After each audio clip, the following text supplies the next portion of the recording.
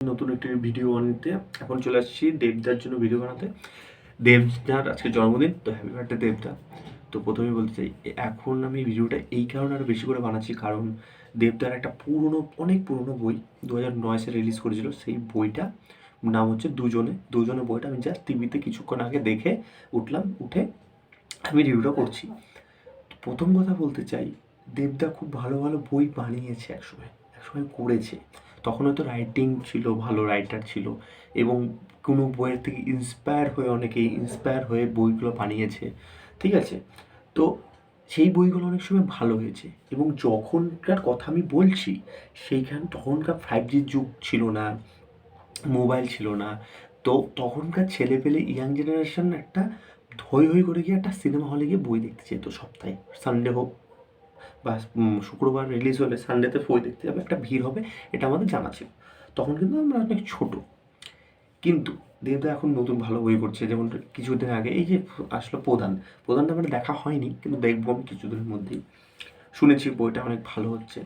তো দেবদার কিছু কিছু বই আর্ট আর্ট টাইপের, কিছু জনরা টাইপের সিনেমা বানাচ্ছে, যেটা খুব ভালো হচ্ছে। কিন্তু একটা ইয়াং জেনারেশনের জন্য টানার জন্য একটা action, super duper action film দরকার। সেই অ্যাকশন ফিল্মটার দিকটা একটু কম করছে এখন। কিন্তু যদি অ্যাকশন ফিল্ম করে, দেবদা কিন্তু ফ্যান বেস আরও বেড়ে যাবে। এই সূত্রে ইয়াং জেনারেশনের ক্ষেত্রে আমি বলতে চাচ্ছি। এইবার চলে আসি দুজনের বই, যেটা দেখে উঠলাম সেটার উপরে। আমি আজকে দুজনের বইটা প্রায় 8 বছর পর দেখলাম টিভিতে। সচরাচর এই বইটা টিভিতে দেয় না, এবং দিলেও খুব রেয়ার কোনো চ্যানেলে দেয়, যেটা খুঁজে পাওয়া যায় না। এইবার এই সিনেমাটা ডিরেক্ট করেছে রাজীব বিশ্বাস। তোমরা রাজীব বিশ্বাসকে জানো। এবার রাজীব বিশ্বাস একটা ডিরেক্টর ভালো ছিল। এইবার এই দুজনের সিনেমাটার সাথে আমার না, তোমাদেরও ভালো লাগবে, চ্যালেঞ্জ 1, যেটা রাজ চক্রবর্তী ডিরেক্ট করছে, চ্যালেঞ্জ 1টা, সেটার একটা মিল আছে। কীরকম মিল? চ্যালেঞ্জ 1-এর দেখানো হয়েছে যে হিরোইনের বাবা, যেখানে শুভশ্রীর বাবা থাকে, রজত দত্ত, সে চায় না যে প্রেম করে কোনো বিয়ে হোক বা কিছু হোক, সেটা চায় না। এবং দুজনের বইয়ের মধ্যে দেখানো হচ্ছে হিরোর বাবা, এটা হচ্ছে অরুণ ব্যানার্জি নামে একজন, সে চায় না যে তার ছেলে প্রেম করে বিয়ে করুক একটা গরিবের মেয়ের সাথে। সে চায় একটা সে বড় লোকের দুজনের বইটার মধ্যে। তো এই দুটো একটা হোমাজ কিছু পাওয়া যায়। তো এইবার এইরকম বই কিন্তু আগে অনেক হয়েছে। হয়তো আমার ঠিক মনে পড়ছে না, কোনো একটা ইন্ডাস্ট্রির বইয়ের থেকে ইন্সপায়ার হয়ে এই দুজনের বইটা তৈরি করা হয়েছে। কিন্তু যতই ইন্সপায়ার তৈরি করে হোক, এইখানে একটা কিন্তু আলাদা প্লট তৈরি করা হয়েছিল। যেমন ধরো গান গানগুলো তো অসাধারণ, জুবিন গার্গ, মুরারি ঠাকুর, শান, এরা তো অসাধারণ গান করেছে। এবার কি যেন, হ্যাঁ, এইবার মনে পড়ছে না, তো যাই হোক, সরি। তো এইবার হলো দুজনের বইয়ের মধ্যে যেগুলো অ্যাকশন করা হয়েছে, অ্যাকশন হয়তো খুব কম আছে অ্যাকশন, কিন্তু অ্যাকশন কিন্তু তুখোড় অ্যাকশন ছিল, যেটুকু দেবদাকে যেটুকু পারফেক্ট দেওয়া ছিল। এবং শ্রাবন্তী তখনকার নতুন অ্যাক্টার, শ্রাবন্তীকে ভালো একটা প্লট, মানে ভালো একটা দিক করা হয়েছিল।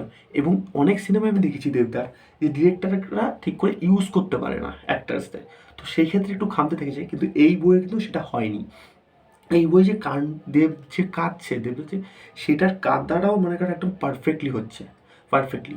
তো যাই হোক, তোমরা যারা দুজনে দেখোনি, দেখতে পারো, খুব রেয়ার চ্যানেলে দেওয়া হচ্ছিল।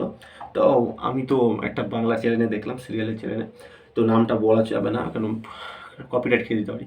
তো যাই হোক, এইবার চ্যালেঞ্জ বইটার সাথে দুজনের বইটার একটা মিল আছে। সেটা হচ্ছে লাস্ট সিনটা হয় দুটোই কলেজের ইয়াং জেনারেশনের প্রেমের। আমরা যখন ছোট ছিলাম তখন দেখতাম তখনকার ল্যান্ডফোনের প্রেম করা মানে 2 টাকা দিয়ে 2 মিনিট 3 মিনিট কথা বলা যেত।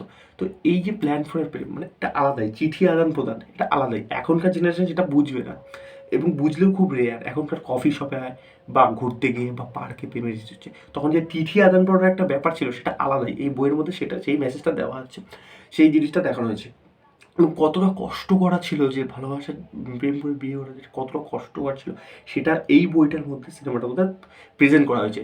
যে দুজনের সিনেমাটার মধ্যে শ্রাবন্তী যে পিসিটা নাকি ছিল, তার হাত পুড়িয়ে দিচ্ছে, সে দেবকে মারছে, মানে ওকে করতে পারে, ওর বাবা মারছে বাইক থেকে বেরোনো। এই যে ঘটনা, এখন কিন্তু সেটা হচ্ছে না, এখন তো ছোট জ্বর এগুলো খুব ভালো ছিল। এবং তখনকার এত বছর 15-16 বছর আগেকার জেনারেশনের কথা এখনকার জেনারেশন বুঝবে না, মেলাতেও পারবে না, খুব কম।